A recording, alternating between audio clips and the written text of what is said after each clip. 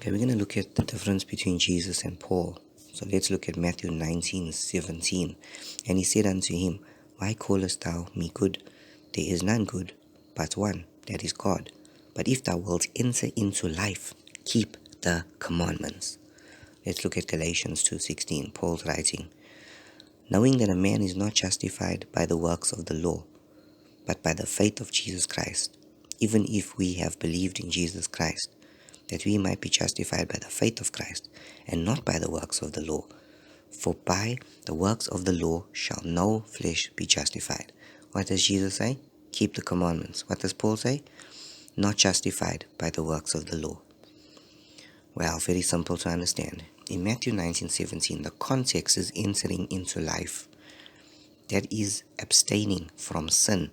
Because if I keep the commandments, I will not sin.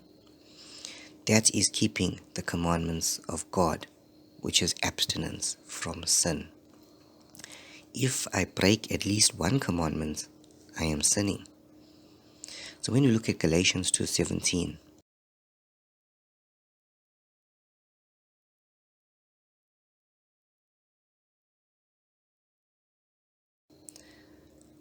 but if, while we seek to be justified by Christ, we ourselves are also found sinners, is therefore Christ the minister of sin? God forbid. He is saying that we have to recognize that we are sinners. And if we hold on to the law is righteous. But we are sinners. For if I build again the things which I destroyed, I make myself a transgressor. So Paul says, I am a transgressor. For I through the law am dead to the law. So if you only believe in the law, through the punishment of the law, the punishment part, then the law would make me dead because of my sin. Once again, for I through the law am dead to the law, that I might live unto God.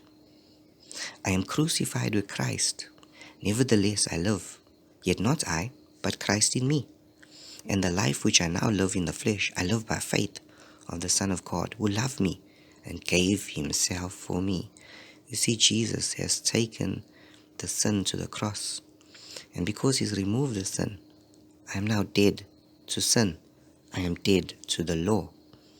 I cannot die now by its punishment of the law, because Christ has fulfilled it and taken my sins to the cross. Therefore, I'm alive with Christ. He goes on to say, I do not frustrate the grace of God, for if righteousness come by the law, then Christ died in vain. So he says, if I just hold on to the law and not believe that Christ has taken my sins to the cross, then I frustrate the grace of God. Anything wrong with that? Does the law still stand? The law still stands. But Jesus has fulfilled the punishment laws. And that's the context of Galatians chapter 2. So he goes on to say, so if you look at Galatians 2:6-7, you see when he talks about the law, he's talking also about the circumcision. So the context of Galatians 2, the beginning, is circumcision.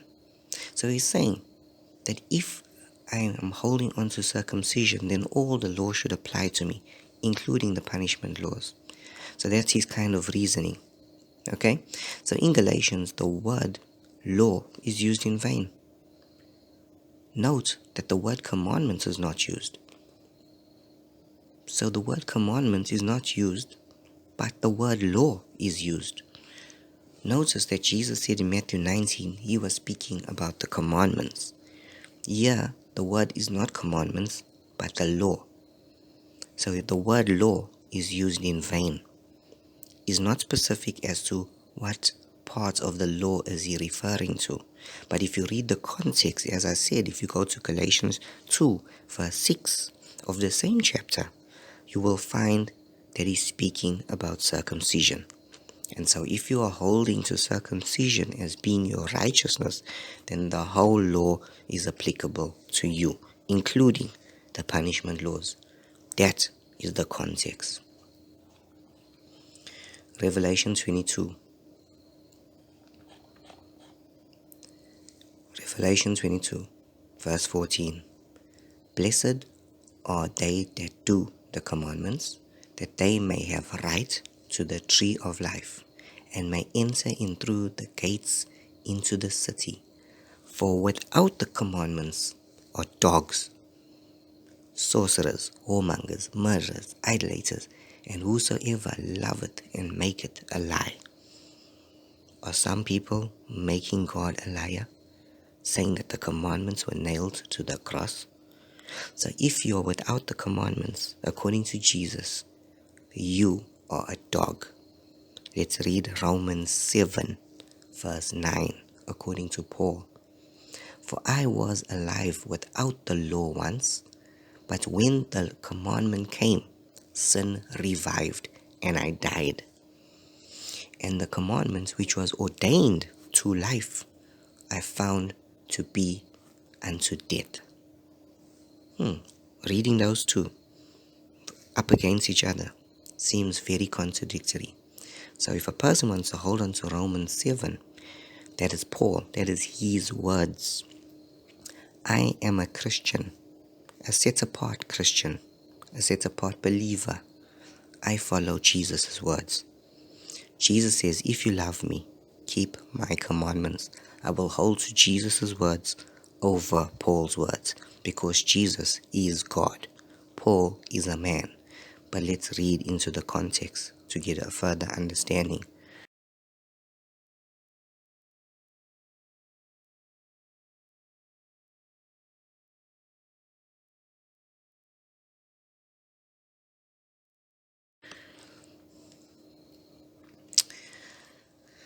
Revelation 22. If you do not keep the commandments, you will be like a dog. You'll be given over to sin, witchcraft, immorality. You'll become a sex addict. You'll be a pervert, a child molester, a rapist. You'll be wicked in every which way. The commandments give life. That's the context. Paul, Romans 7:9, he says the commandment was ordained to life, but due to my sin. If I break certain commandments, it will bring death.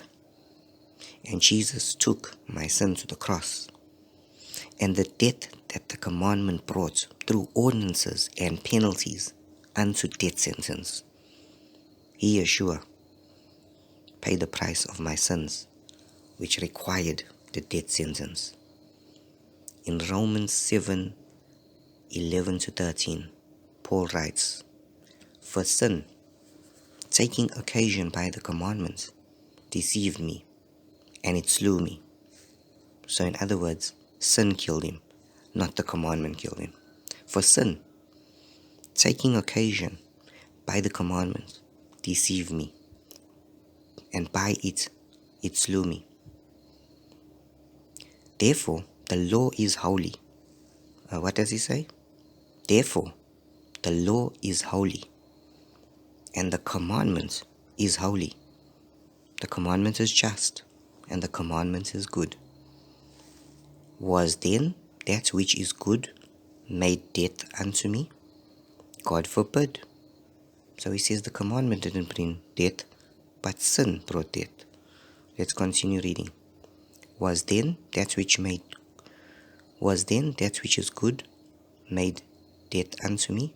God forbid. But sin, that it might appear sin, working death in me by that which is good, that sin by the commandment might become exceedingly sinful. So he's saying that the commandment highlights that sin must remain sin, and it must appear very sinful. And this is the purpose of keeping the commandments, so that we have the definition of sin, so that sin may always be exceedingly sinful to us, that we walk in the things of God and depart from wickedness. God bless you. Amen. I stay focused on what God's called me to do. Do you ever feel like you need to talk about sin more?